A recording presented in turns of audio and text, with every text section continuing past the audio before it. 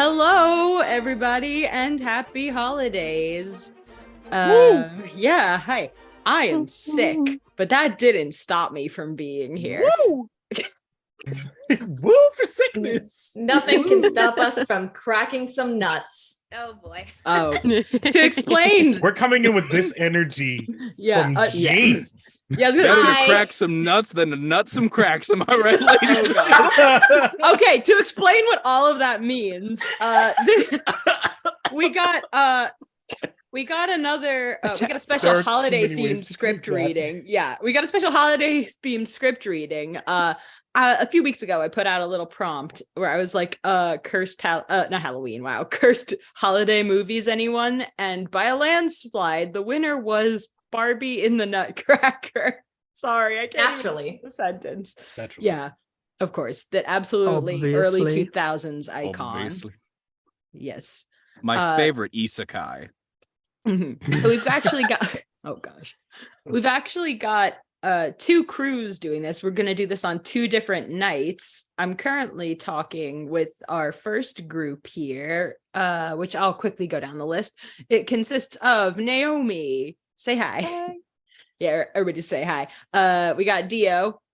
Hi. Maria. Hello. Elena. Hi. James. That's me. Hi. Toan. Hi. And Emily. Hi. And this is probably around the time where I'll cut to me sounding off with the group that we have coming the other day. Probably and hopefully when my voice is better and through the magic of editing, I can just picture the second group's stuff into this group's video, and it'll be like Riff, we're all together. All right, got it. Jess, you want to cut here?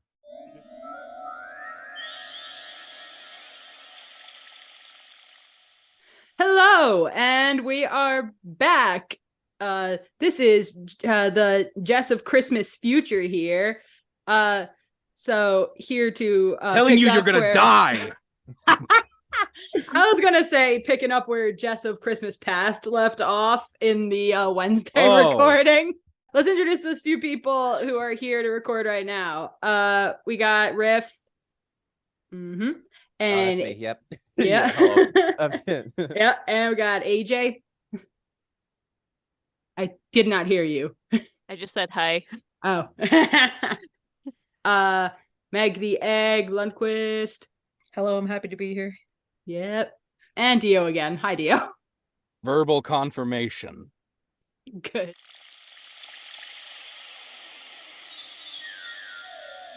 Wow, Jess, I didn't know you had a twin.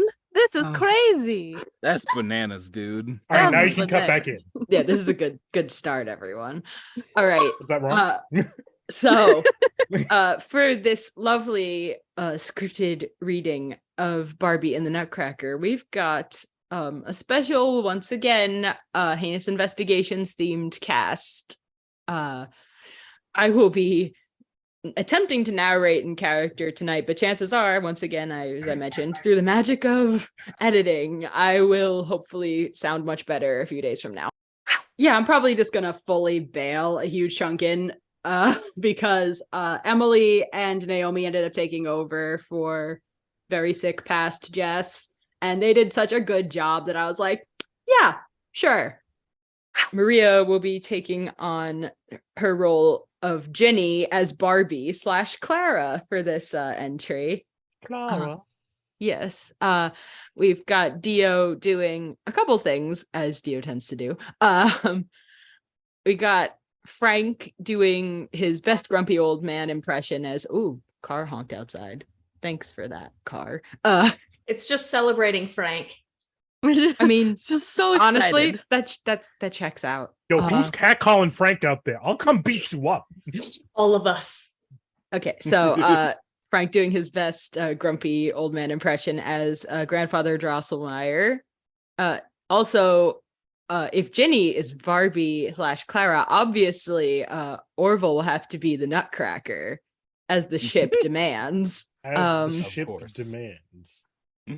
I will keep going down here down this list. We got a couple of fun small roles being divvied up between Naomi as Liza, as the maid, all the fairies, and a voice from the trees, which is a random single line in the script, but cool.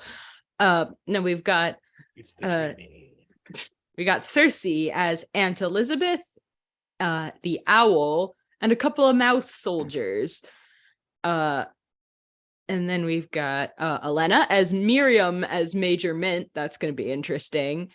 Toan as Algie as Captain Candy. And then we've got the children.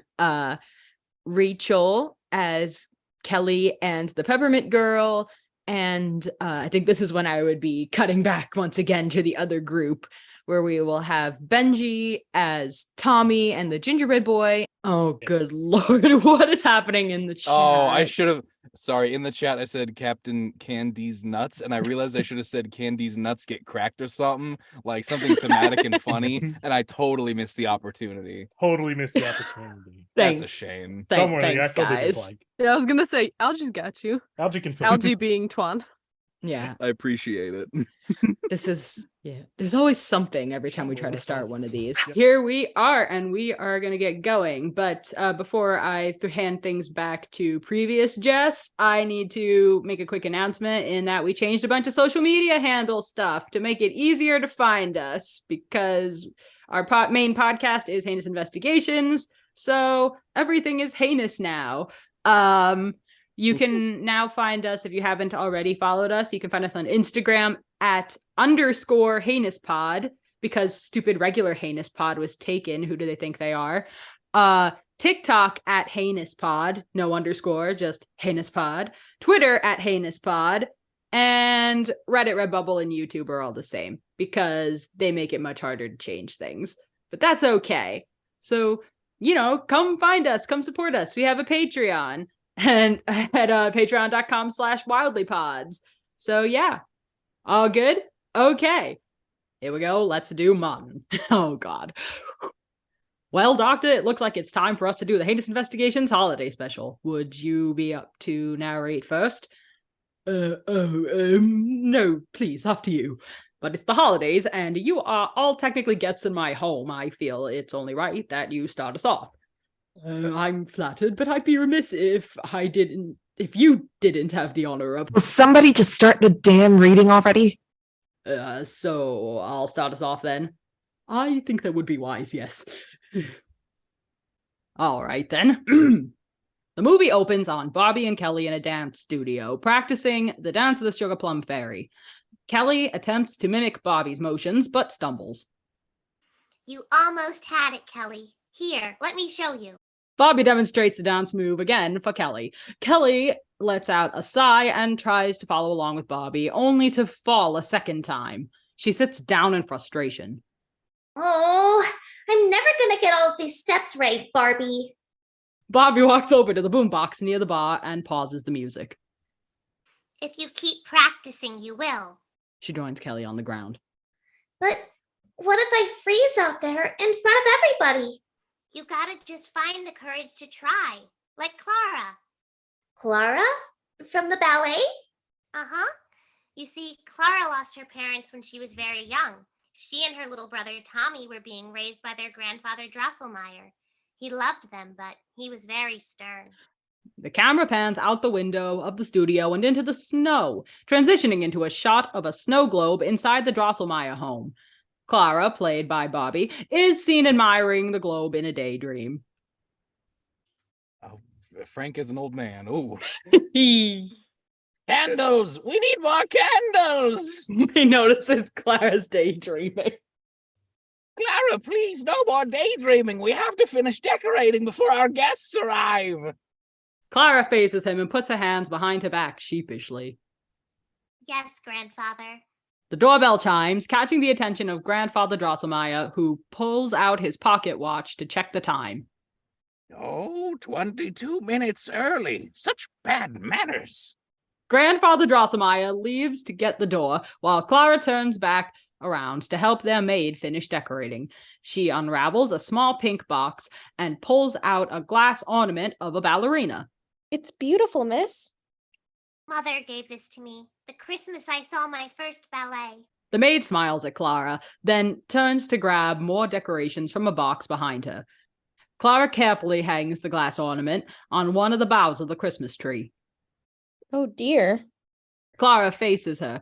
The maid turns to reveal a gingerbread house and soldiers, each with bite marks taken out of them. The mice have found their way into the Christmas boxes. Clara reaches down and holds up one of the half-eaten gingerbread men. You haven't seen Tommy, have you? The maid and Clara glance around the room for a moment until the sound of chewing catches their ears. Clara leans over the side of a nearby couch to catch Tommy in the act of eating one of the cookies. She reaches down and snatches the gingerbread man from his hands. Hey! Tommy folds his arms irritably as Clara and the maid circle around the couch to confront him. Mystery solved. She gets a better look at her brother's face and laughs, folding her arms. You might want to wash off that frosting before the mice take a bite out of you. She reaches to wipe some of the crumbs off of Tommy's face, but he swipes a hand away. You can't tell me what to do. No, but I'm sure Grandfather will insist on a bath. Tommy quickly turns and rushes out of the room to wash his face. Clara turns to the maid and shrugs with a smile. Before they can return to decorating, the door to the room opens, revealing Clara and Tommy's Aunt Elizabeth. Clara. Aunt Drosselmeyer. The two hug and then pull apart, still holding hands. You're at least a head taller. I thought you weren't coming this year. And miss a chance to see you and vex my uncle? Grandfather Drosselmeyer enters behind her. You're already conspiring against me. Don't worry, I'll wait until your party is over before I perform any mischief. Humph. As he walks away, Clara rushes up to her aunt and grabs her by the arm. Where did you go this time? I want to hear all about it. Let's see. I met an emperor, I sailed on a junk, I had my first rickshaw ride, and I hiked the Great Wall of China. I'd appreciate it, Elizabeth, if you'd stop filling Clara's head with your stories. Just because you go traipsing all over the globe rather than stay put like a sensible person. This feels a little sexist. Like just a little, yeah? Oh, yeah. Well, Uncle, there's a world full of wonders out there, and Clara deserves to experience them. Grandfather Drosselmeyer points a finger at Elizabeth and opens his mouth to continue arguing with her, but the doorbell rings once again, cutting him off. Your guests are waiting. Grandfather Drosselmeyer's eyes flick between the door and Elizabeth for a moment before he finally huffs and walks away to greet his guests. Elizabeth turns back to Clara and sighs. Some people never change, but we can always hope. Elizabeth leads Clara away, and the scene transitions to later in the evening, with Tommy playing with new toy soldiers on the rug while Elizabeth regales Clara with stories on the couches nearby. Then he bowed and asked me to dance. You? I couldn't say no to the king. Oh, you must have felt like a princess. I wish I could have been there. Aunt Elizabeth looked over her shoulders to make sure Grandfather Drosselmeyer isn't listening. Maybe next time you can come with me. Grandfather would never allow it. Aunt Elizabeth stands up and walks to a nearby table where a few wrapped presents are sitting. Well, surely he won't object to these. She hands a gift to Tommy, who stands up eagerly to receive it. Tommy. She then turns to Clara with the second gift. And for you, my dear. Tommy has already torn open his gift on the ground, removing 2 more toy soldiers from the box. Wow! A Grenadier Guard and a Bengali Lancer. Thanks! Clara carefully unwraps the gift she was given to reveal a Nutcracker. A Nutcracker? She holds him up to the light and moves his arm to open and close his mouth.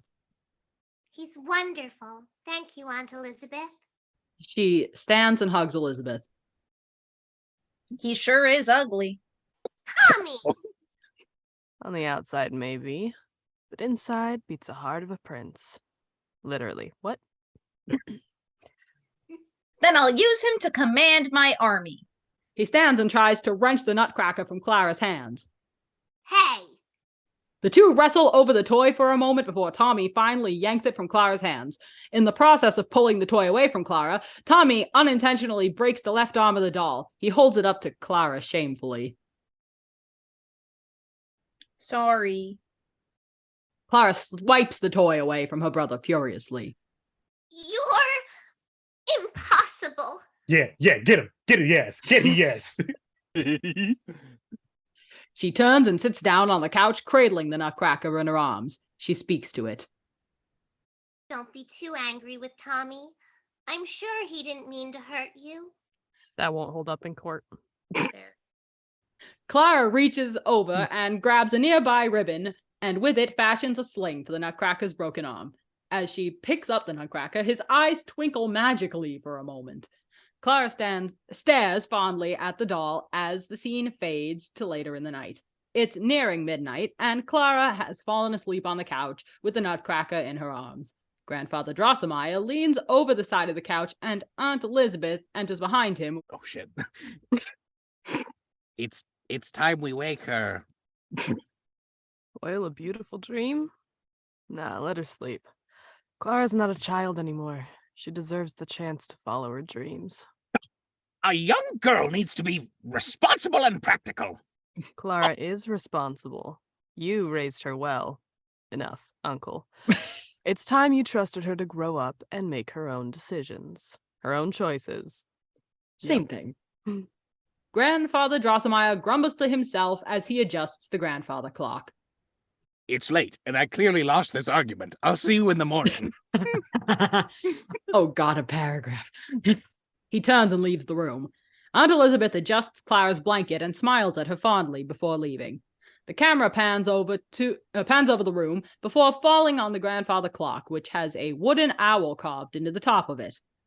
Just before the clock strikes 12, the owl's eyes become aglow with green light. Midnight falls, and the chime of the antique clock echoes hauntingly throughout the room. As it chimes for the second time, light explodes from a mouse hole near the base of the Christmas tree. Beams of magic flitter through the room, and the owl on the clock blinks its eyes. The camera focuses back on the mouse hole, which is now glowing blue as mouse soldiers flood into the room. They begin to destroy ornaments on the Christmas tree, and one of the magical beams engulfs the Nutcracker, causing him to come alive. After his eye twinkles, he blinks his eyes and looks around for a moment before his eyes fall upon the mice. He draws his sword with his free hand. Oh, right, it's Orville. Insolent mice. The Nutcracker is going to be so good. The Nutcracker rushes to engage the mice. The noise causes Clara to wake up, and she begins to look around for her Nutcracker. She spots a mouse on the arm of the couch. He's eating one of the gingerbread men. Get away from there! Shoo! Shoo! The mouse is startled, and he falls to the ground with a yelp. The camera focuses back on the Nutcracker, who is severely outnumbered as he tries to fight off the mice. Back off, you traitors. Clara sees this and shakes her head. Oh, I must be dreaming. Just then, two more soldiers arrive along with the Mouse King. They stand aside as he comes forward, scanning the room. I realize that I didn't say earlier, or rather just didn't say earlier, that the Mouse King in this production will be performed by none other than Delia Smith. So, Nutcracker and Mouse King, here we go. Mouse King notices the Nutcracker and growls angrily. Even as a Nutcracker, you're a thorn in my side. The Nutcracker looks down at the Mouse King from his perch and points his sword at him. And a thorn to Oh, you, that's Dio. Right. Don't step on my line, asshole. Sorry, big feet. It sounds so much meaner when I say it in Orwell. I'm so sorry, Toan. And a thorn to you I shall remain. The Nutcracker kicks over a book into the Mouse King, then leaps down to meet him. The Mouse King and his soldiers throw off the book, and he readies his scepter, growling. The two begin to fight. the camera focusing on their shadows during the struggle. Because let's face it, animation in the 3D medium was not good enough at the time for them to not do just the 2D shadows for this Also fight scene. very expensive. Yes, it was not. We were not Physically prepared for this. responsible. The Nutcracker kicks the Mouse King into the wall, and they're brought back into focus as the Mouse King disarms the Nutcracker, his sword clattering to the ground at the feet of two mice. Man, this is an action sequence. The Mouse King points his scepter in the face of the now prone Nutcracker, smiling maliciously. It's time I turned you into something more useful. The Mouse King swings his scepter over his head and back down, turning it into an axe. Like kindling. Oh, snap. Just as the Mouse King is going to strike the Nutcracker, Clara approaches behind him carrying a large jar. The Mouse King turns to face Clara, swinging his axe, and to turn it back into a scepter. Meddling human towering tall, let my scepter sink you small. It's sink you small? I'm so sorry. It is. Yeah. It is. I listened to the movie. It said sink, I swear. Mouse King's bars are whack. Anyway. Yeah. Anyway. This is the Nutcracker. Get into character. Yeah, back to Orville. Look out. I'm so happy I made this casting choice. The Mouse King thrusts his scepter forward, golden light shooting from it and striking Clara. He chuckles evilly as Clara... A lot of evil laughing. He chuckles evilly as Clara begins to shrink. She drops the jar she was holding in surprise, causing it to shatter on the ground. The Mouse King begins to approach her, and she retreats nervously. This is not good. Not so fearless now. Suddenly, the Mouse King is... Well done. Suddenly, the Mouse King is struck by one of Tommy's toy wagons, sending him flying to the ground. The Nutcracker hops off the wagon and retrieves his sword to protect Clara. He engages the two mice again, who defend the king. He defeats them, and one hides his face behind his shield in fear. The Nutcracker looks to Clara as he fights. Can you make it up to the mantle? Clara looks up to the mantle above the fireplace warily. There is no way She spots the horde of mouse soldiers approaching. that I'm staying down here. She rushes to the garland hanging around the fireplace and begins to climb it, escaping one of the soldiers in time. She makes it up a good way before noticing that the Nutcracker is being overrun. He sticks his sword into the screen of the fireplace so that he can kick two approaching mice away from him. So much narration. He then jostles his blade to try and free it, but it's stuck. You've got nowhere to run, Nutcracker. The Nutcracker dodges a swing from the Mouse King's axe and decides to abandon his sword, jumping over the mouse and landing behind him, now disarmed and surrounded. You're not going to get away from me this time, unless you'd like to feed the fire. The Nutcracker leaps onto the fireplace screen and begins to climb away from the mouse with his one free arm. The Mouse King snarls and swipes his axe at the Nutcracker's feet. Rawr. Nutcracker!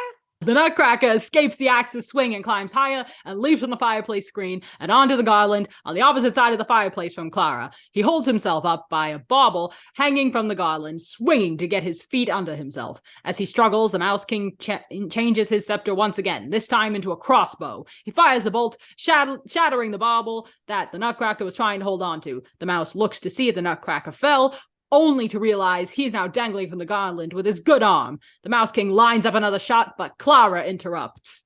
Hey, up here! She kicks her right foot, hitting the Mouse King in the forehead with her shoe. This is enough to knock out the mouse, causing him to fall to the ground unconscious. The soldiers all gasp, horrified that their leader was taken out so easily. They scoop up the Mouse King and his scepter and hastily retreat back into the mouse hole from whence they came. Woo! Narration! I just like to imagine them being like, he lost, but he's the strongest mouse. I mean, honestly, it is so funny to me that all she does is freaking kick her shoe at him, and that's like it. Just like freaking like critical hit. I just feel like, sorry, I need a second because oh my god, like freaking I forget how old-timey radio announcer Martin's voice is until I really get rolling, and I'm just like, God, that fried my brain. She's kicking to the right, kicking to the left. It's very much like the pro It bending is. scenes from Korra. Okay. Come Here we go. on. That's one way to deliver that. Okay. Just as the mice finish retreating, a crack is heard as the garland comes loose from its nail on Clara's side. Uh-oh, look out! Oh! The garland falls, causing Clara to swing and crash into the Nutcracker, the two landing on a pillow nearby. The Nutcracker helps Clara to her feet. Thank you for saving my life and your superior nursing skills. He undoes the ribbon sling binding his left arm. You're welcome. She looks around the room, now towering above her. This has to be a dream. I'm afraid it's all too real, like Honey, I Shrunk the Kids.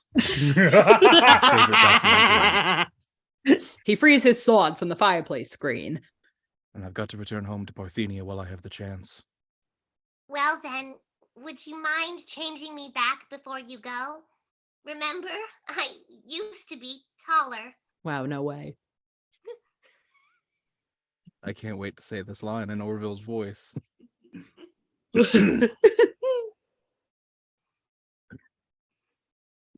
I'm sorry. Cut out me waffling here. This No, is just you really gotta bad. prep for The this. line is, this is a lie. Honestly, I'm just gonna keep this all in. Maybe I'll keep in some of my it's gonna add diseased so much narration. time. Oh, I've been laughing a lot. This is not good.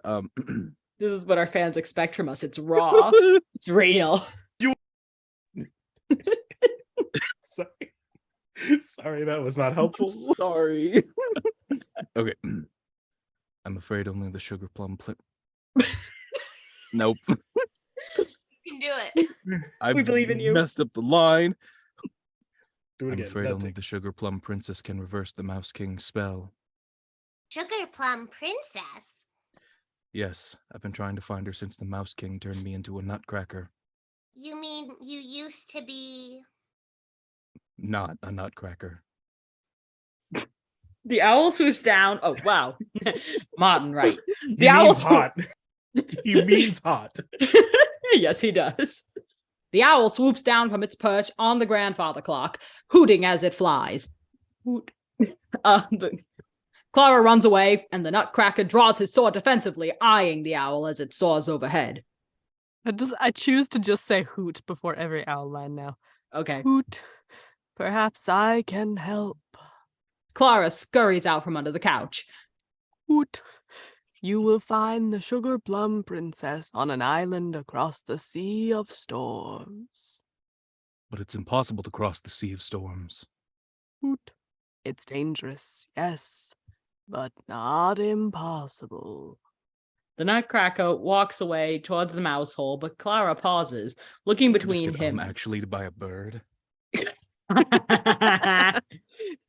The owl waves a wing, signaling Clara to follow the Nutcracker. She doesn't move. The Nutcracker turns around. Well, are you coming? Me? With you? In there? Oh, I don't think so. Hoot. Surely you don't want to spend the rest of your life the size of a mouse. But how would I get back? The owl soars over to the Christmas tree and swipes a locket from the neck of the glass ballerina Clara had hung on the Christmas tree the day before. She drops it in Clara's hand and perches on the arm of the couch. Hoot. Once you've found the Sugar Plum Princess, open the locket, and you will return home to your normal size. But... Before Clara can object, the owl flies back up to its place on the grandfather clock and freezes. Clara puts on the locket and sighs heavily. Ready? This is crazy, but yes. And looks like it's my turn now. Great. After taking a few steps into the mouse hole, the floor beneath them gives way and they fall into a magical portal. They fall for a bit before landing in a snowy cave, sliding down a slope until crashing into a pile of snow below. Clara stands and looks around the frozen cave. Where are we? Must have taken a wrong turn at Albuquerque. Now what did... Nope. Well, now where did my sword go? Clara spots the sword's hilt glittering in the dim light of the cave. She walks over to pick it up. Here, let me give you a hand. She pulls the sword, only to realize her previous statement was literal, as the Nutcracker's hand is still attached to the sword. That's funny. It's because it's giving him a hand. Sorry. Anyway. Here. The Nutcracker meets her and grabs the arm and sword from her. Sorry. That happens a lot. The two smile at each other for a moment before the wind picks up, billowing snow through the cave. A twinkle of light flits around the couple. A firefly? No, a snow fairy. Fairy, where you going? Upon closer inspection, the light is revealed to be a small fairy. She flies up and inspects Clara's face, chittering. He then pulls on Clara's sleeve, causing her to laugh. The fairy loses her grip and is sent flying into the Nutcracker's chest, bending a wing. She looks up at the Nutcracker angrily. Beautifully done. Well, I'm sorry, but you should have been more careful. God, it's so terrifying. Clara holds out her hand, and the Nutcracker tips the little fairy into her hand. Here, we'll fix this right out. Clara uses her fingers to flatten out the kinks in the fairy's wing. The fairy flaps her wings and then flies away. Not so much as a thank you. Now to find a way out of here. The two approach a towering wall of ice. The Nutcracker draws his sword and attempts to smash it, to no avail. These walls are solid ice. The wind and snow begins to billow around them as more snow fairies appear from amongst the flakes. The fairies dance around... sorry, just saw a Zoom message. The fairies dance around Clara and the Nutcracker, with the littlest fairy pulling on Clara's finger to get her to dance along. Oh, no, I don't. The little fairy does a simple dance step and waves her hands for Clara to try. Clara very hesitantly mimics the step, but gives up partway. I understand how she feels. That can be very stressful. The snow fairies continue to dance, with more fairies appearing as the dance continues. As they near the end of their dance, the fairies swarm around the Nutcracker, causing him to stumble into Clara. Hey. As the finale of their dance, the snow fairies fly towards the wall of ice and shatter it, clearing the way for Clara and the Nutcracker to leave. I guess that was their thank you. Clara looks around to find that the fairies have vanished. Where'd they go? Probably off to make a blizzard somewhere. As the two exit the cave, the camera lingers on their footprints in the snow. Where Clara's footprints lie, flowers begin to bloom. They exit the cave and onto a cliff overlooking the kingdom. Welcome to Parthenia. The camera pans to show a landscape that honestly looks not half bad for probably being made in our very outdated version of what Jess had previously considered to be Adobe Photoshop, but then Toan, who has much more graphic design experience, stated it was some other program that honestly Jess can't remember, and neither can I. Anyway, It's so beautiful. She reaches down to pick up a handful of snow. The snow isn't even cold. The trees smell like peppermint. And I've never seen a sky so blue. Soon it'll all be a memory if the Mouse King has his way. And you're sure the Sugar Plum Princess can help? She's our only hope of defeating him. Help me, Sugar Plum Princess. You're my only hope. I think this is a good point where we can take a little commercial break, because now we're getting into a villain scene. Okay. Yes. Yeah. Sure. Hey, let's do it.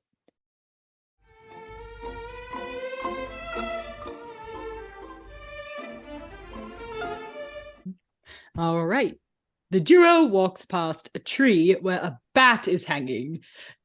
He looks up to at the mention of the Sugar Plum Princess, waiting for them to be out of earshot before speaking. And really quickly, I will just like to add here that once again, just for neglecting to mention casting, and this will be, well, if Delia is the Mouse King, it stands to reason that Pym would be Nate, or Nate Pym, but there's also, Pym has a very interesting accent. You know, I'm just going to let this play out. We'll figure it out. Interesting. And then we move on. Okay. Pym flies haphazardly away towards the palace where the Mouse King resides. Pym lands before the Mouse King, who is busy looking over a map on a nearby table. Well, what news do you bring? I wish I could remember, but I'm so hungry. I feel weak. No, faint. He collapses to the ground, careful to keep one eye on the Mouse King as he does so. You insolent little bat! I should turn you into a ceiling fan! Pym stands up and begins to walk away, a sly look on his face. That would be a shame, that I couldn't tell you this juicy bit of gossip I overheard. The Mouse King growls irritably before swiping a tray of fruit from the table and onto the floor for Pym to eat. Despite his size, the tiny bat gobbles up nearly the entire tray. The mouse rolls his eyes at him. Thank you very much. Your most royal majesty. May I say you're looking especially regal this evening, sire. The Mouse King glares at Pym in silence.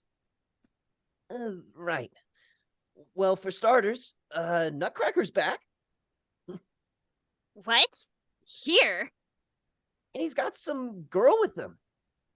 Don't know where she came from. I do.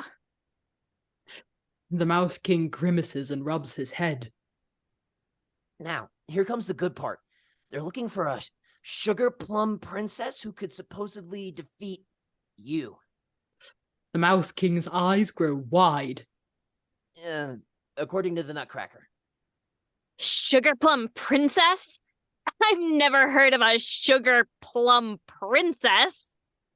He whirls around to face a guard who has fallen asleep, who was falling asleep, startling him. Bring me the royal registry, and bring me the Nutcracker. We return to our heroes now, who are walking through the woods. They come across a slightly dilapidated village made of gingerbread covered in a haze. It's what's left of the gingerbread village. The Mouse King's work, no doubt. I didn't think things had gotten this bad. Like Mulan. Oh, God. A girl worth fighting. Clara spots a forgotten doll in the snow and picks it up, exchanging somber glances with the Nutcracker. The two of them look up when they hear a horse whinny in the distance. As they approach the stable, the horse nickers, which is that's a word, and steps old-timey pants. Yes, I'm familiar, and steps back defensively. Steady. We won't hurt you. The horse leans forward, letting Clara pet it. A snowball suddenly strikes Clara in the back, causing her to stumble slightly. Ow! Hey! I'm sorry. I thought of a really bad joke that I'm not going to say. Oh, God. But, okay. It's an ambush. Take cover. Clara and the Nutcracker peer over the wall they're hiding behind to catch a glimpse of their assailants. It's revealed to be two young children, a boy and a girl.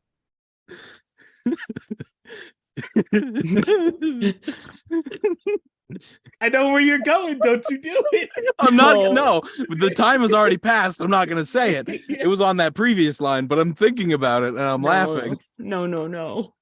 It's all right. It's all right. They're just children. One of the children throws a snowball and knocks the Nutcracker's hat from his head. Just children, you say? With very good aim. Clara notices the doll and holds it up over the wall. Wait. We found this. Is she yours? The girl stops throwing snowballs and rushes to take the doll. Patty! The boy uneasily steps from his cover, hesitant to approach Clara and the Nutcracker at first. After a moment's pause, he reluctantly gets closer. The Nutcracker kneels down to the Peppermint Girl's level. What happened here? The Peppermint Girl motions to the horse. We went out with Marzipan to gather candleberries. We came back and everything And everyone. was gone. It was the Mouse King's army. This is all Prince Eric's fault. Who's Prince Eric? No idea. See, there's this film called The Little Mermaid. The son of the king who ruled before the mouse took over. He tried to marry a fish. Yeah, but he wasn't much of a prince. Not much of a fish kisser either. Oh, God. The king left his throne and the golden scepter to his royal advisor. A mouse. Until the prince could prove himself worthy. I feel like we're mixing in a lot of Disney movies into this. He's like Jafar, right? Does that mean Prince Eric is also Jasmine? You're not allowed to say his name. Oh, sorry. No. Oh, no. Demir. Guys. All right. Shit. Just like Barbie would say. Jafar, wherever you are. Oh, God. Okay, I'm still not recovered from the Bibble thing. Come on. Oh, right. The Bibble thing that we didn't record. That's fine. That's none of their business. Listen. Bibble is none of their business. Hear that, audience? It's not your business. I didn't know who this Bibble person All is. right. Okay. Okay. Back to the movie. Let me guess. The mouse decided that he liked being king. But what happened to Prince Eric? Don't know. Don't care. We're better off without him. The Nutcracker looks around, his expression somber. Why are you crying? I'm not crying. It's dangerous here. We'll travel together until we can find you a safe home. Marzipan steps forward, and they all pile into the sleigh she's hitched to. With a toss of her head and a whinny, she takes off down the path. Day fades into evening, and they stop for a moment on a cliffside, noticing movement below. A caravan of troops are hauling large carts filled with candy and gingerbread. The Mouse King's army. Carrying what's left of our village. Sorry, I had to burp. Little pull of the curtain in our creative process.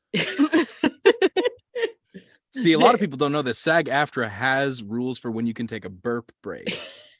You have to adhere to them pretty strictly.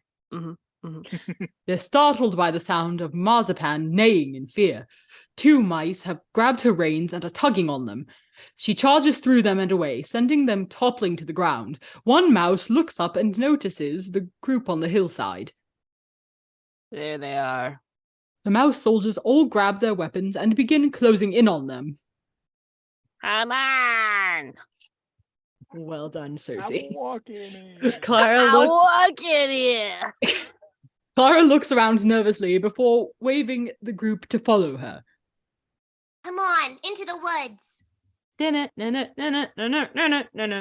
With Clara in front, the two candy children behind her, and the Nutcracker bringing up the rear. Oh yeah, that. Run as I got fast. the rear. Oh, no. They all run as fast as they can through the forest. The running begins to exhaust them, and the mice begin to gain ground. They're getting closer. Suddenly, a rope ladder is thrown from the trees. Up here. Well done. They look over their soldier at the mice. Get 'em. Nice. They quickly grab onto the ladder and clamber their way up into the trees, with the Nutcracker being pulled up at the last possible moment before the mice can spot them. When he gets to the top of the ladder, it's revealed that there is a whole village hidden in the trees, hosting many refugees and villagers. Clara stands aside, holding the candy children close as the villagers all point weapons at them. Is everyone all right? I'm not really sure. Two men in uniform approach, each brandishing swords and eyeing the group suspiciously. Well, what have we here? A wooden spy? Some new kind of mouse king trap?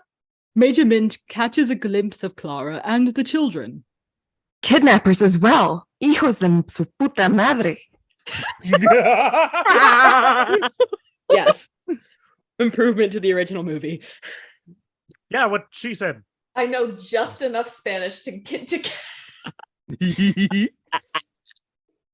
No, they helped us. Well, if you have nothing to hide, you won't mind answering a few questions. Major Mint waves a hand to a woman standing nearby.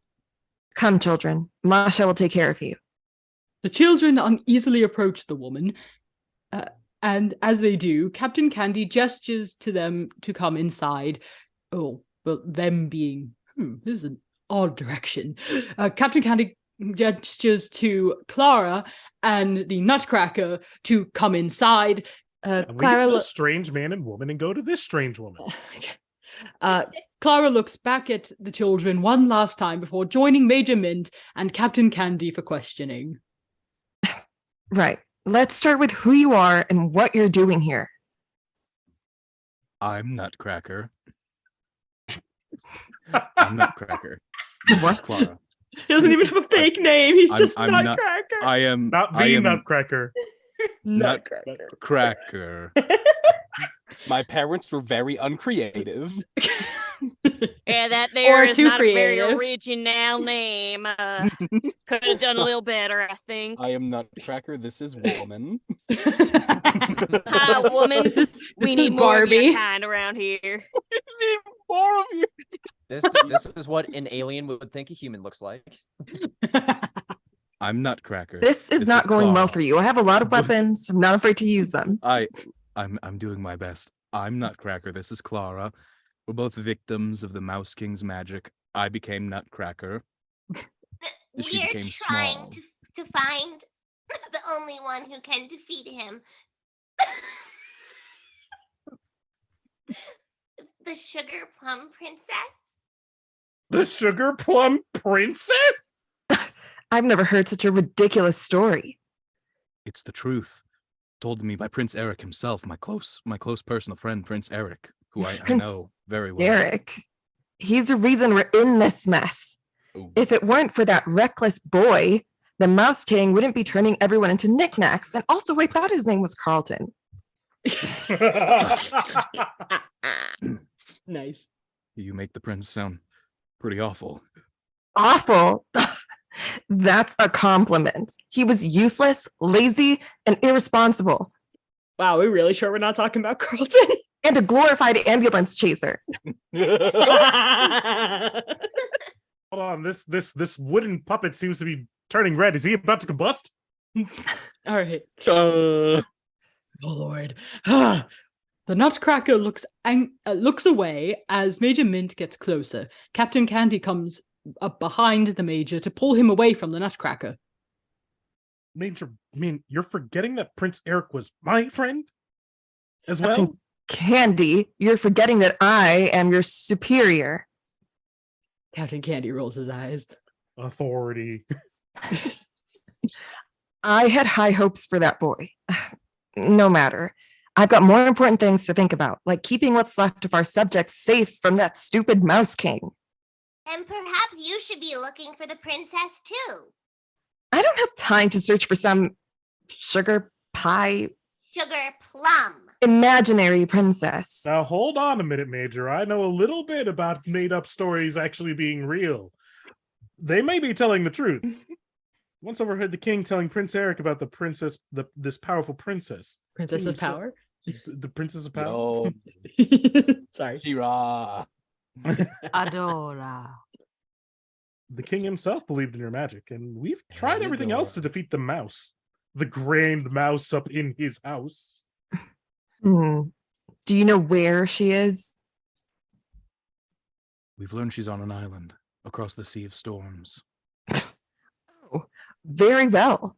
We'll all go looking for the Sugar Plum Princess, but I'll be in charge of the expedition. Of course.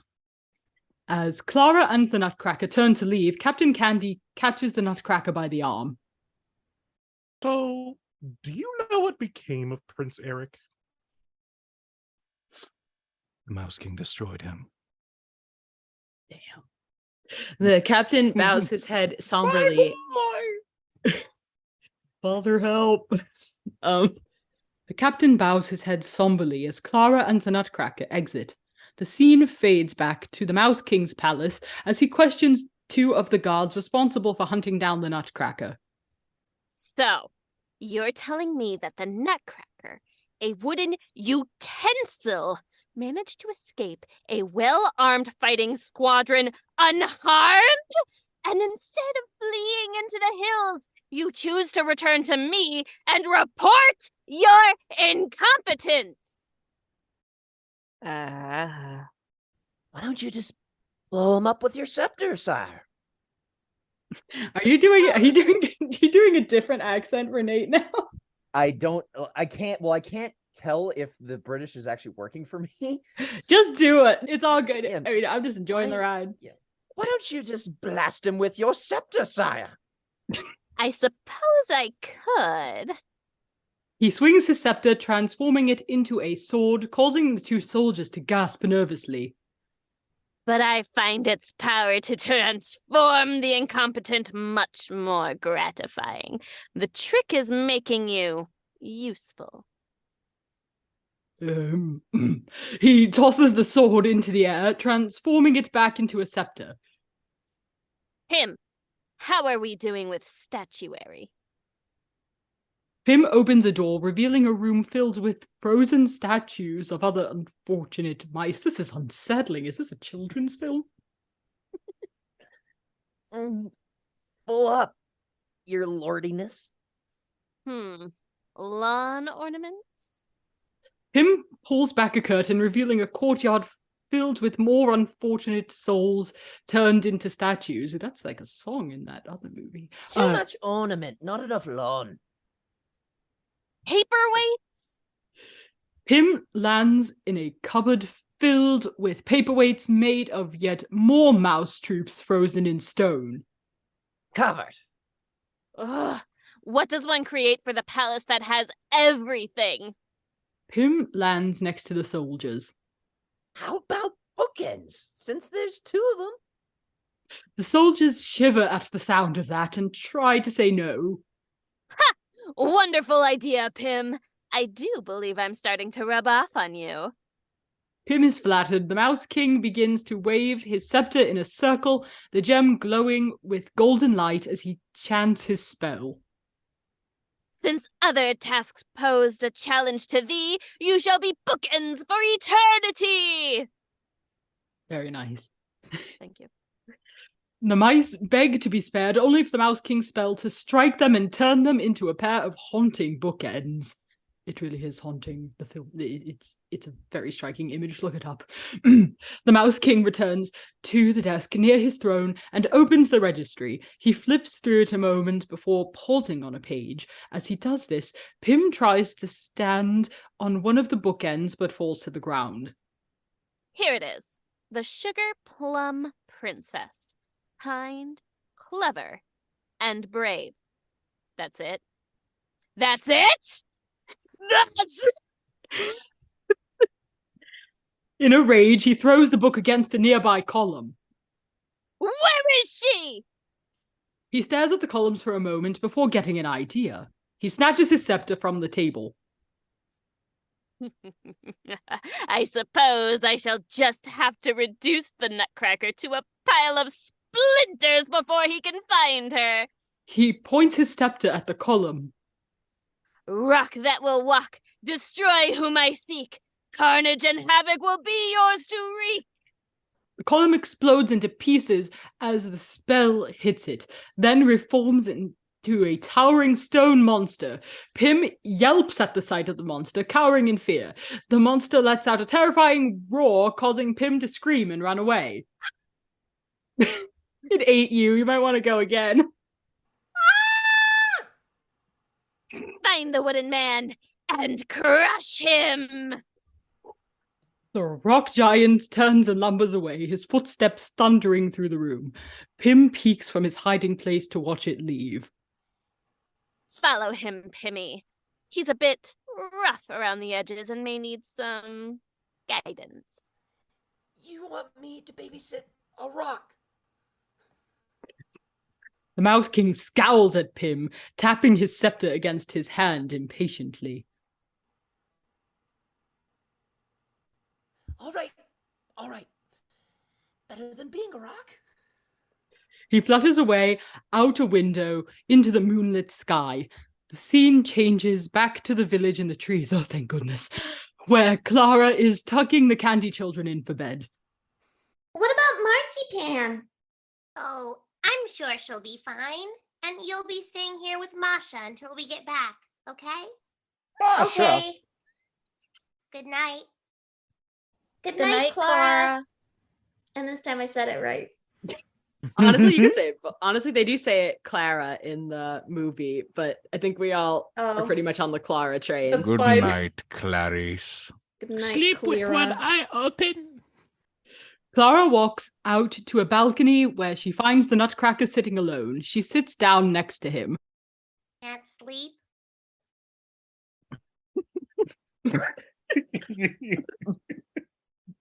I'm sorry. Every time I like picture in my head Orville saying I'm a nutcracker, I find that so funny. You're welcome. Yeah.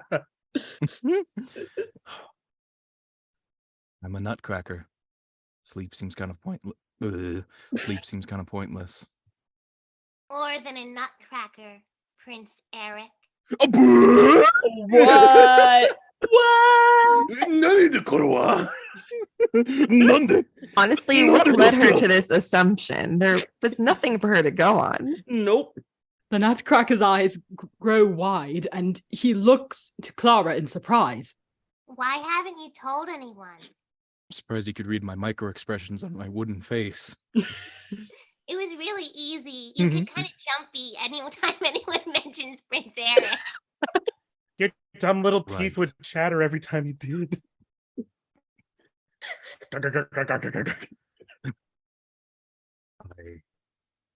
I didn't want to be the prince when I had the chance. No, I don't deserve to be. That's not true. You're risking your life to save your kingdom. Isn't that what princes do? I'm sorry, thinking about my joke from earlier. No. I was like, oh yeah, I should probably tell these guys what the joke is later. And now I'm sorry. Anyway, seriously. Yeah. Oh, you're gonna tell us later. Oh, yes. But my subjects think less of me than they do the Mouse King. My only hope is to find the Sugar Plum Princess so she can help me restore my people's happiness. Happiness. Oh. I owe them that. With this, the Nutcracker stands and leaves, leaving Clara alone on the balcony. And it's at this point that Jess no longer does the narration. Woo! Enjoy amazing impressions of me. The next day comes, and Major Mint, Captain Candy, the Nutcracker, and Clara are seen arriving at a perilous path over a ravine made of floating stones. Thank you for filling in as Martin. I appreciate. Thanks, old timey news anchor man. Yes, I Anytime, appreciate it. sir. Thank you so much for filling in for me. It means a whole lot. Aha, there's a bridge. Perhaps we should find a safer place to cross. Perhaps you should remember who's in charge of this expedition. You're not pleasant. The Major adjusts himself. That seems inappropriate for a children's movie, but the Major adjusts himself, strides toward the floating bridge confidently. He steps onto the first stone, causing it to shift under his weight. Give him the old Giuliani. Righto. No problem at all. Come along. The Major and the Captain begin to uneasily make their way across the floating rocks. The Captain gets too close to the Major while he's stumbling, and Major Mint unintentionally pushes him off the bridge to catch himself. Ugh, get off me. Tricky. He continues, leaving Captain Candy hanging from a branch as the backpack falls into the ravine below. Help! The Nutcracker reaches as far as he can, but his arm isn't nearly long enough. Please hurry! Suddenly, the Nutcracker's arm comes within grabbing range for the Captain, and he's able to pull to safety. The Major makes it to the other cliffside and turns to see the commotion. I'll be struck. It's revealed that the Nutcracker removed one of his arms to give him extra length to pull Captain Candy up from the ravine. Extra length. Here. Long man. Hurry! With a final tug, the Nutcracker is able to hoist Captain Candy off to the cliff, and the two tumble away from the edge. The Nutcracker stands and reinsets his left arm into its socket. Nutcracker.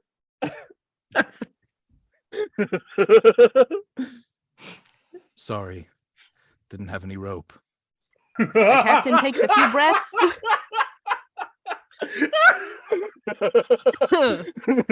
The captain takes a few keep in mind, breaths. he was a very good friend of Prince Eric. Very good friends. Truth. Not enough to recognize him now that he's made of wood. But he was practically made of wood to begin with. Oh, just wait, it gets better. The captain takes a few breaths, then readjusts himself, nodding to the Nutcracker in thanks. They then cross the bridge along with Clara, meeting the Major on the other side. Once safely on the other side, Captain Candy sits down on a nearby boulder to compose himself. Are you sure you're all right to travel? I'm fine.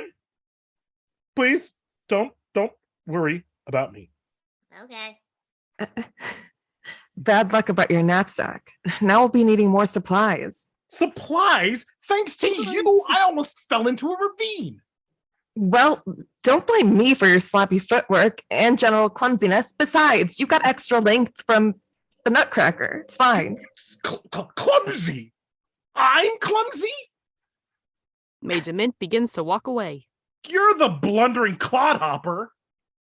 The Major turns around in shock. Who's dangling from a branch? Your leadership skills put me there. The two walk off bickering, leaving Clara and the Nutcracker alone for a moment. Well, that was very noble of you.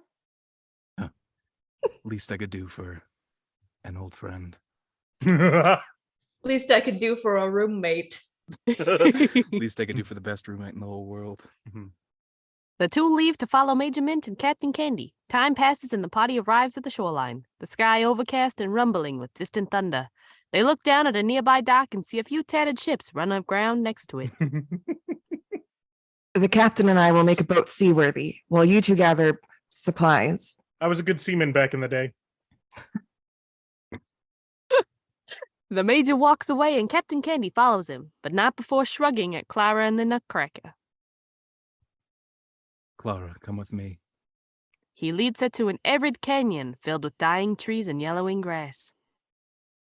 The well used to be over there. He clears some rocks away to reveal a capped well in the ground. Here it is. Somebody must have capped it. He draws his sword and pries the cap off of the well, and a great number of flower fairies explode from inside, whizzing through the air. A smaller flower fairy flies to the Nutcracker's ear. It's Bibble from Fairytopia. I freaking knew you were gonna do it. I had You're to. welcome. Look, it's Bibble, my favorite character. You're welcome. The Mouse King's army destroyed this valley and trapped them in the well. Small flower fairy whistles for the other fairies to join her, and they circle Clara, chirping and chittering. What are they saying?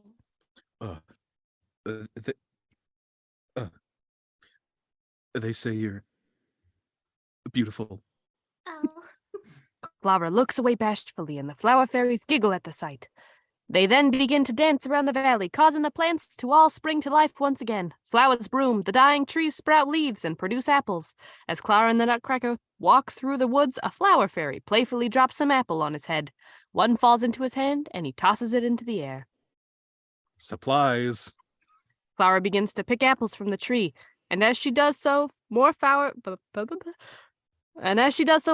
fairies begin to encircle her, causing her to dance along with them. A few flower fairies push the Nutcracker and Clara together, and two reach out to take each other's hands, but are interrupted by the sound of large footsteps.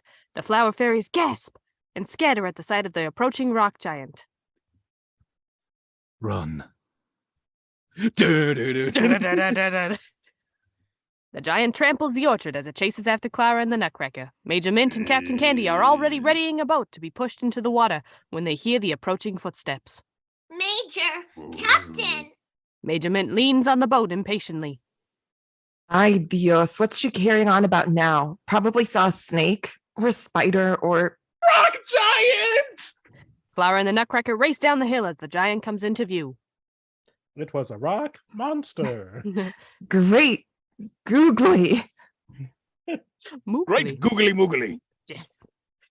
Pim is seen flying next to the rock giant, flapping wildly to keep up with it. There he is, right there. Blimey! I'm as blind as a bat and I can see him. Clara rushes for cover behind a boulder. Major, Captain, over here, quick! The Major and the Captain join her behind the boulder along with the Nutcracker. The rock giant reaches down, grabs a large stone, and hurls it at the boat, splintering it into pieces. The Major stands up irritably. I worked on that sail for a good half hour, you cheeky blighter. Why don't you invite him over for tea and cakes while you're at it? The rock giant roars ferociously and begins to lumber towards them. Just as they feel cornered, the party is suddenly surrounded by snow fairies who begin to freeze the sea and distract the rock giant. A few more snow fairies arrive, leaving Marzipan and her sleigh behind them. Look, it's Marzipan. Come on, before the snow fairies disappear. Clara and the Nutcracker rush to the sleigh, but the Major is frozen in surprise. Captain Candy grabs his hand and yanks him toward the sleigh, and the two jump in.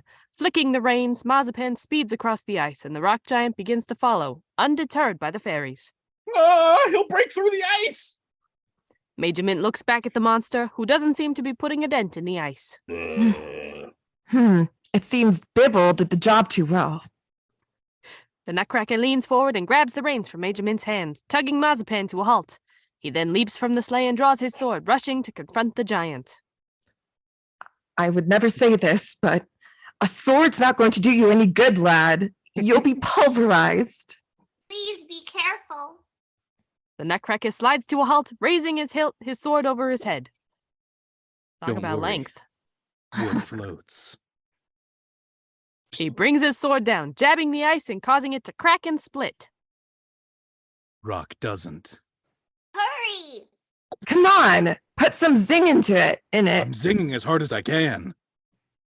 You He zinged runs harder. back to the sleigh as quickly as possible, grasping on the back of the Major as the Major flicks the reins to send Marzipan on her way again. The giant hits the shattered ice and his feet plunge into the ocean below. He tries desperately to cling onto the ice, but it cracks and crumbles beneath his arms. With a final roar, he sinks beneath the surface. Some time passes and the party is seen riding across the ice through a dense fog. Okay, I think this is where we cut off for another break, but wow, well done everyone. Now I'm at the point in this session where I'm just sitting back and listening to the beautiful thing that we have created. You can tell I love how just about halfway through the movie they're kind of the whoever wrote this kind of was like, oh yeah, I guess we made Major Mint British, and then just started throwing in like the weirdest sayings. I was like, oh well, we gotta have Miriam read these, and I was like, yeah. So that was lovely, very well done, everybody. I think we are good to I'm like sinking into my couch. I think we're What good are to come you back, and I think we're thinking gonna tackle. Okay, I think we're gonna be able to cover the last bit of this movie in one more lovely, lovely section after this here commercial break. Let's do it.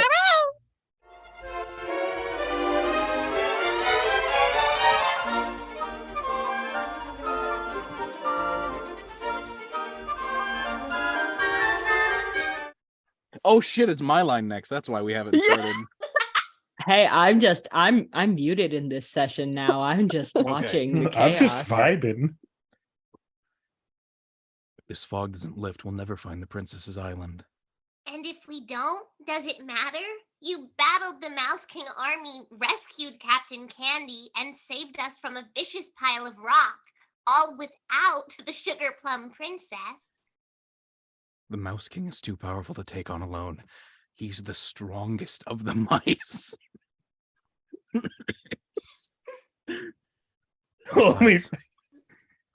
Besides, we've got to find the princess if you're to return home to your true size. That is what you want, isn't it? Of course. As the sleigh pulls away from the camera, it's revealed that Pym has been hanging off the back, listening in. He lets go and flutters away to report to the Mouse King. Yo, now that it's written this way, he is so British. These lines are crazy. Oh yeah, send them to the bottom of the sea. Send him to the bottom of the sea, laddie. Never to be seen again. Oh, yeah, Get me in there, bro. I can't wait to read They these. just The depths of Davy Jones' locker. They just decided like halfway through the script that he was British. Dude, I'm into it. I just figured out my accent. Last line. Yeah, So, then we should. All right, then we should. Let's go. We should just freaking go into this then. AJ, you want to kick us off with more Mouse King? Yep. Let's go. Nutcracker destroyed a rock? Sent him to the bottom of the sea. Of course, he had some help. Major Mint and Captain Candy have joined him. Proving they're gullible idiots. I've combed through every page of every book in the Royal Library, and there's no other mention of a sugar plum princess. I don't know. They were pretty keen on finding her island.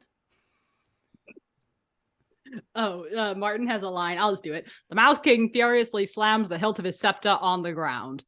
She's a fantasy! But if Nutcracker wants to believe in fairy tales, he's about to find out this one doesn't have a happy ending.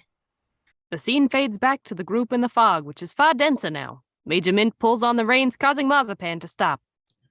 Weather's getting worse. I say we turn about. Wait. It's too dangerous. There's been no sign of this mysterious island, not to mention what's going to happen when this ice starts to melt. Marzipan saw something. I'm sure of it. Marzipan whinnies and the Nutcracker follows Clara through the fog. Sure enough, once they reach the other side, it begins to clear and the island of the Sugar Plum Princess is revealed. They make it to the island and leave Marzipan to graze while they make their plans. No time to enjoy the scenery. Let's find this princess. I believe the Nutcracker has earned the right to lead us. But he's lengthy wood. Yeah, he is. And the reason we made it this far. The Nutcracker looks to Clara. He called me lengthy. I'm only half the reason. Oh, you're only half right now. This isn't even my final form. He waves to Clara to follow him as they, along with Captain Candy, travel farther inland. Major Mint watches them incredulously. Handing the reins to a stump? I've never heard. Whoa! I've never heard of such a thing. Stump is derogatory. Yeah. That's exactly how I felt when I was going through this script. I'm like, is Major Mint racist?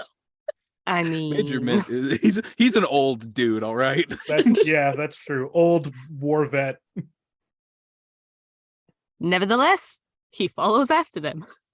They walk for some time before coming across a towering pink castle in the center of a meadow. The Nutcracker pauses as he notices Clara stop moving. She fiddles with her locket. Are you coming? Oh, yes.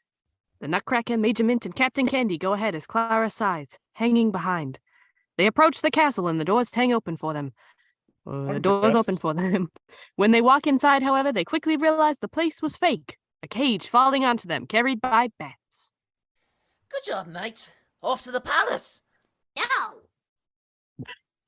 Grim watches the men get carried away before turning around, confused. Wait a minute. Where's the girl? He leers around looking for her, but Clara is nowhere to be seen. Don't matter. No way off this island. Unless she's part mermaid. I mean, we do have Prince Eric, so. Are we getting a bill reprisal? That's all I'm asking. Oh, I lost my spot. Grim flies off to the palace and scene dissolves to Clara returning to the shore, noticing that the ice has all melted away, stranding her in Marzipan. She sits down, dejected. I should never have come. What was I thinking? This stuff always happens to me. That I think I was going to find a magical princess. She fiddles with the locket around her neck. I could always go back home. I'm sure I've got some doll clothes that would fit. What am I saying? It's a Barbie movie. I can't leave. I'm their only hope. If I could just get off this island. Just as she says that, the smallest of the flower fairies appears. Oh, hello there. The little flower fairy waves for Clara to follow her. Clara stands and follows her to a group of flower fairies hoisting a makeshift swing made out of vines. The small flower fairy motions at the swing seat, looking at Clara.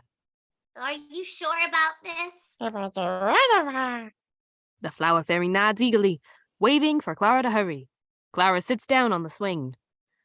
Okay then, let's go. Whoa! The fairies carry her off into the air, across the sea, and lands at a hidden entrance to the palace. Clara steps off the swing, looking back at the fairies. Oh, thank you.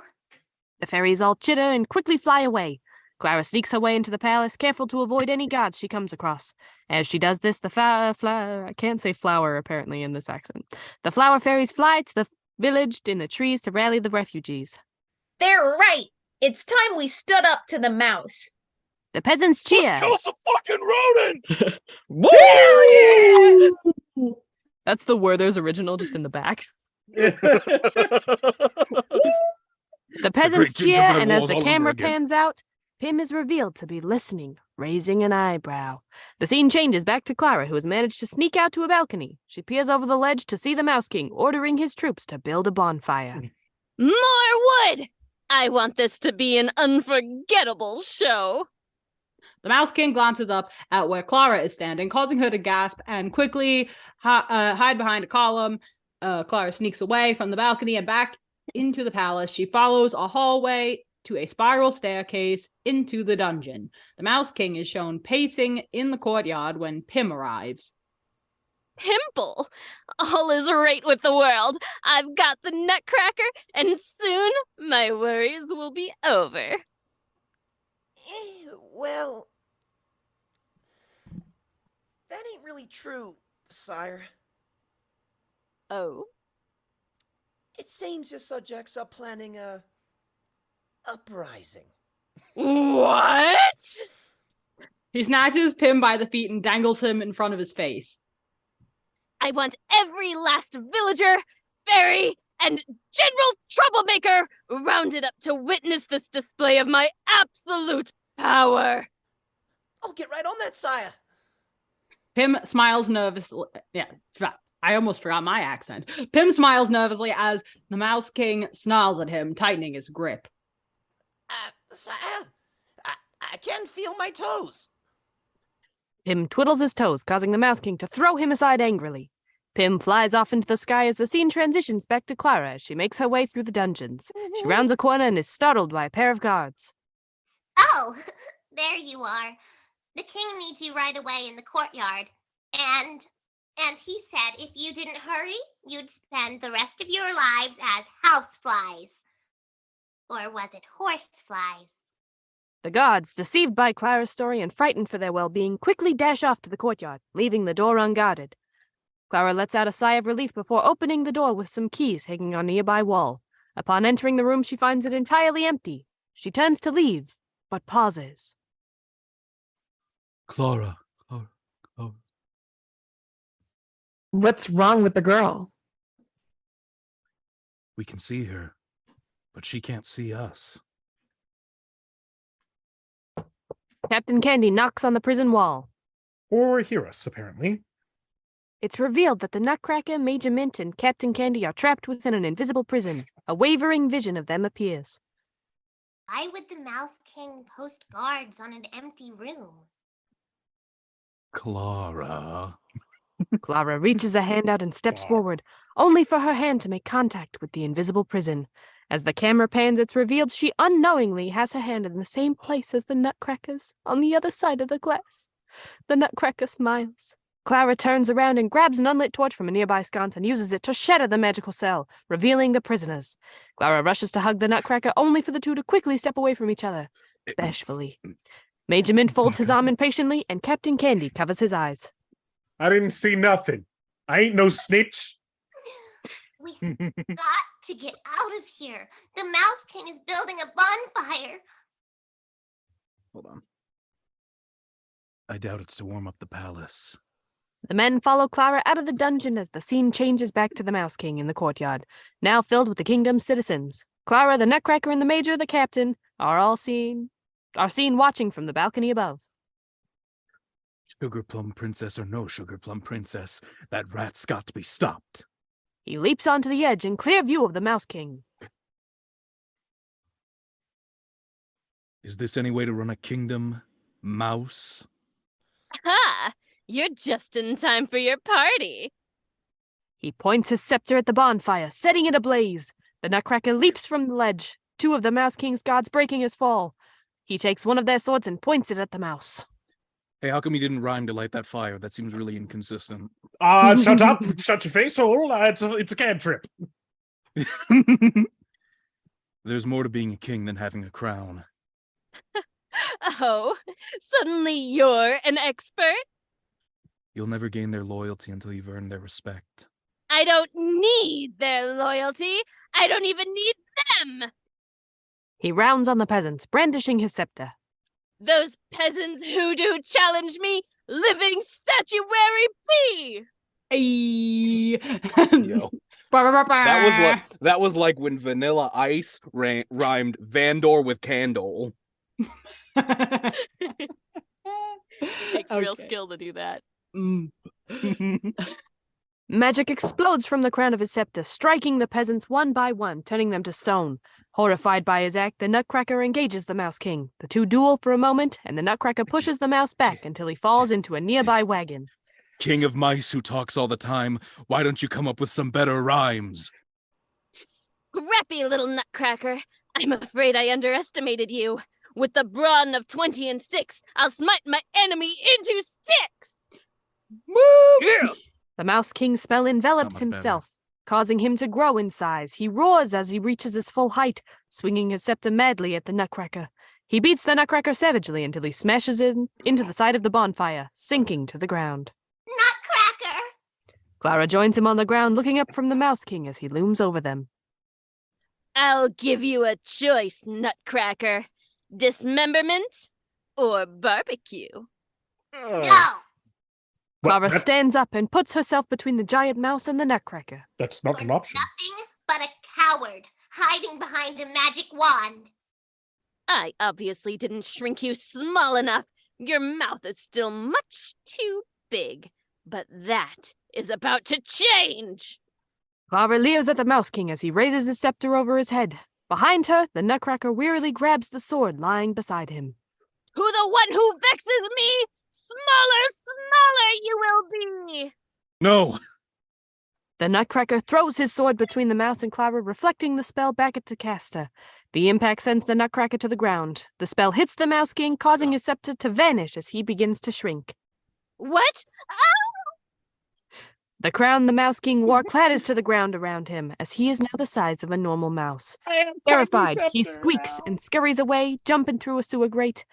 Major Mint appears along with Captain Candy, the former smiling defiantly down at the grate. Ha ha! Back to where he belongs, the sewer. Clara is shown cradling the head of the Nutcracker somberly. He has scuffs, and his paint is chipping in places, his eyes barely open. Oh, my poor Nutcracker. Don't worry, Clara. I'm just wood. Remember. And I both know you're much more than that. She leans down and kisses him on the cheek. Prince Eric. The Nutcracker suddenly becomes aglow with magic, which engulfs him. When the twinkling light disappears, he is no longer a wooden toy, but a young man with wood. He smiles at Clara. What? It's Prince Eric! Prince? Oh, the prince. Your old roommate. This is so awkward. Clara helps Eric to his feet. As she does so, she begins to shimmer with pink light. It swirls around her, changing her nightgown to a sparkling dress and places a golden tiara upon her head. Clara looks at her ensemble, surprised. Of course. The princess has been with us all along. What? Clara, it's you. You are the Sugar Plum Princess. Me? I couldn't be. It all makes sense. You saved me from the Mouse King in your parlor. You rescued us from his dungeon. Your bravery led to his defeat, and your kiss has broken his spell. It's not like I liked it or anything. Baka. You are the Sugar Plum Princess. Look! The darkened walls of the castle fall away to reveal a bright color, and the villagers are all freed from their stone prisons. The bonfire melts away to reveal a large fountain, and the overcast sky turns blue. You have broken all of the Mouse King's evil enchantments. And now you're free to take your rightful place as king. Well, that's for the people to decide. Are you guys cool with like a constitutional republic instead of like a monarchy? Is that cool? I'm not the best at system of government things, but 3 cheers for Prince Eric. Hip, hip, Oh yeah, we can just all do it. Hip, hip, hip, hip,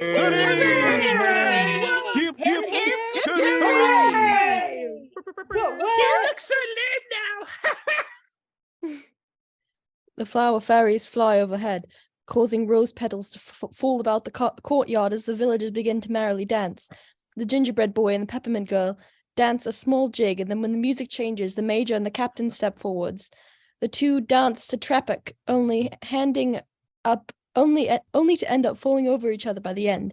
The two laugh and step out of the way as Eric leads Clara to dance. They dance the pas de deux. Pas de deux?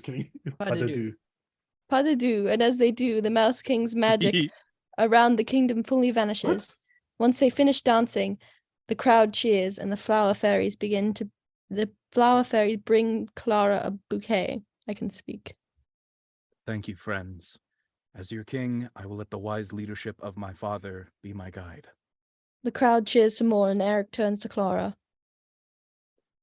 None of this would have been possible without you, Clara. Will you stay and be my queen? Clara blushes, touching her locket. Oh wow, this is really sudden. This locket was supposed to take me home, but in my heart, I feel I'm already there. She steps forward, and the two share a kiss, meriting a chorus of oohs from the crowd. Major Mint elbows Captain Candy, and the two nod at each other. Peppermint Girl swoons, and her brother smiles, shaking his head. But suddenly, the Mouse King flies towards Clara on Pym. I absolutely despise happy endings! The mouse snatches her locket and soars away. No. No. No. Oh, no! No. No. No! No. He's not going to get away with that. A pair of snow fairies conjure a snowball in her hand, and she hits Pym in the head with it, knocking him unconscious midair. Pym! Flap! Flap, you fool! Ah! The mouse cries out in terror as he and his bat fall from the sky to an unknown fate. Clara is shown to be fading away, much to her and Eric's horror. Eric tries to grab her hand, but his hand passes right through hers. Clara, no. Eric. Clara. Clara fades away entirely. I love you. Clock in Grandfather Drosselmeyer's parlor chimes on the hour, waking Clara up. She looks around the parlor. Nutcracker. Clara grasps at her neck for her locket, but it's not there. She begins to search the parlor more frantically for her Nutcracker. It's me doing an old guy voice again. Nope, that's not it. It's about time you got up. He glances around at the state of the room. I see the mice had a party of their own last night. It wasn't a party. It was a war. The Nutcracker was fighting the Mouse King, who shrunk me with his golden scepter. I've never heard such a story, even from your aunt. It's not a story. It really happened. Tommy runs in, but is stopped by Clara, who grabs him by the shoulders. Time to open presents. Tommy, did you take my Nutcracker? Why would I want him? He's just a hunk of wood. Yeah, he is. You're wrong. He's really a king, and an evil mouse was ruling his land. The mouse had this bat. What's all this foolishness? Perhaps I should send for a doctor. We're in that time where you could just kind of put up women for being crazy. What's the word? Fuck, I forgot the word. Hysteria. Hysterics. Hysteria. Gosh, I think Grandfather Drosselmeyer's a little sexist. What? Oh, crazy. And this is where I grew up. She enters and Clara runs to her. Aunt Elizabeth, thank goodness. Have you seen my... The person Elizabeth was talking to enters. A young man, the spitting image of King Eric, appears. Nutcracker? That's my gamer tag. He smiles at Clara, who stares at him astounded. Look who I ran into while I was taking my morning stroll. Uncle Drosselmeyer. Drosselmeyer. Clara, Tommy, this is Eric, the son of a dear friend of mine. Eric turns to Clara. I'm very happy to meet you. He takes her hand and kisses it, appalling Grandfather Drosselmeyer. Such familiarity. In my day, we never would have. And I've taken the liberty of asking Eric to stay for Christmas dinner. She leads Drosselmeyer away. Stay the night. But this is the most Wonderful idea. He's staying. The night? Forever. I suppose it wouldn't hurt to have the young man stay for supper. He walks away. Clara and Eric join hands, and Aunt Elizabeth draws Tommy away from the gifts and out of the room. But what about the presents? Now that they're alone, Eric puts something in Clara's hand. It's her golden locket. She smiles up at him, recognizing him as truly being King Eric. I have this dance. They both look up at the owl on the clock, whose eyes twinkle in the morning light. Clara turns back to Eric. She puts on her locket. Of course you can. I couldn't say no to the king. Eric leads her to a free space, and they waltz to the tune of the final waltz in Apotheosis. The camera pans back to the snow globe from the beginning, now having a small figure of Clara and King Eric dancing at the center. Snow fills the globe and transitions back to the windows of the dance studio where Barbie and Kelly still sit. So, if Clara hadn't been brave, she would have never found out she was a princess. That's right. Kelly looks down for a second, then back up at Barbie. Can you help me practice until I know all the steps? Of course. The two stand up. Barbie turns the music back on and they begin to practice the dance of the Sugar Plum Fairy once again. This time Kelly has far more confidence, causing her to perform better. At the end, when they reach the move that stumped her before, she is able to pull it off flawlessly. They make it to the end of the dance, and Kelly smiles up at Barbie. I did it! I always knew you could. Oh. The two embrace, and the scene fades to black. Wow, well done. Yeah. Wow. Just wow, what a fantastic Surprisingly job. better than I remember. Yeah, it holds up. I mean, aside from some values dissonance, but Barbie movies are prime, man.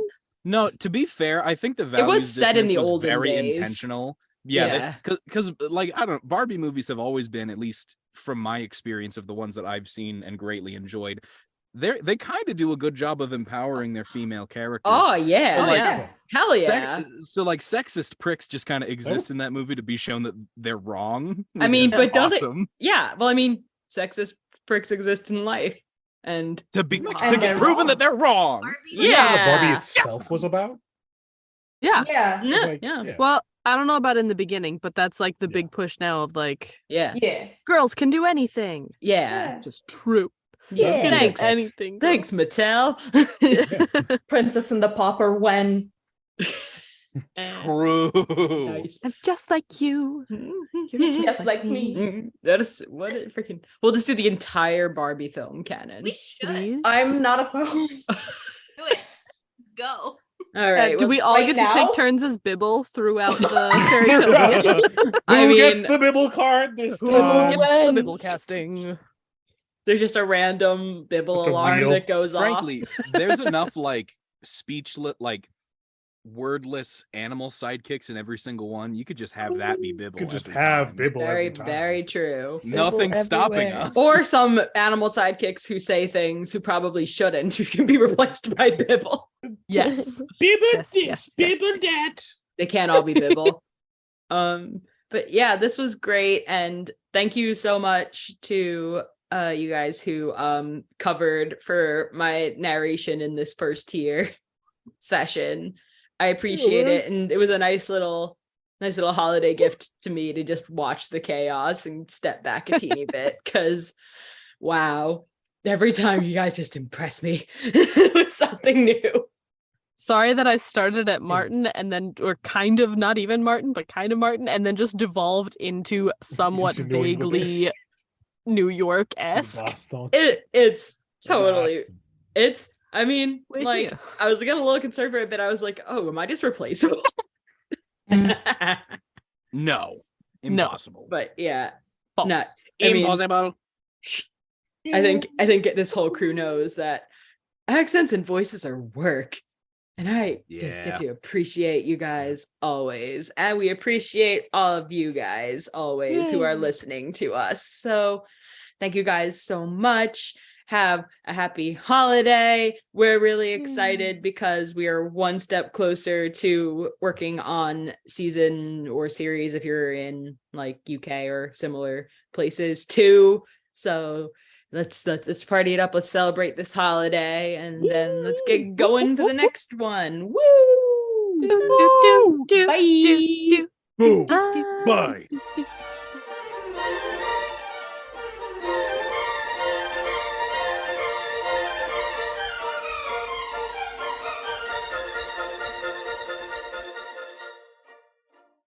And now, bloopers. Just real quick. Okay, Yes. go. Sure. Captain Candy! Captain All right, that's it. All right. I love it. Thank you. We I can love it continue. too. Yeah. Very fluttered away. Yep. It flutters away. And Flutter, flutter. What about Till the very Montana? next day. You want me to babysit a rock? That is honestly the best line. From- The English So kids much. next door, you stupid kid! Blimey! Oh, you fucking what, mate? I'll bash your fucking head in, I swear on me mum. I'm not looking for some sugar pie. Some sugar pie, some sugar pumpkin, some sugar pumpernickel. More wood. I want this to be more. God dang it. Beans.